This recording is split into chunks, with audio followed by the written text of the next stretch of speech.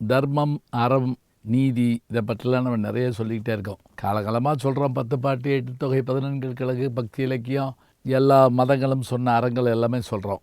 ஆனாலும் கூட தொடர்ந்து சில தவறுகளும் குற்றங்களும் நடந்துக்கிட்டே இருக்கே. ஏன்?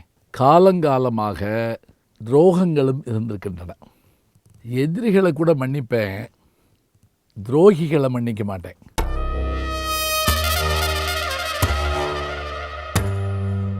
யார் துரோகி தெரியுங்களா? பகைவன் துரோகி கிடையாது. ஏன்னா பகைவனுக்கு நம்மளை பற்றி அவ்வளோவா தெரியாது. நம்ம கூட இருந்துட்டு நம்மளை காட்டி கொடுக்குறாங்களா, அவங்க தான் துரோகி. நம்முடைய வரலாறுகளே பார்த்திங்கன்னா துரோகத்தால் தோற்றுருக்கோம். எங்கே தொடங்குது துரோகம்? எங்கே தொடங்கலை அப்படி கேட்டு பாருங்கள். கிரேக்க ரோமானிய காலத்தில் இருந்து இன்னைக்கு வரைக்குமான இந்த துரோகங்களை பார்க்க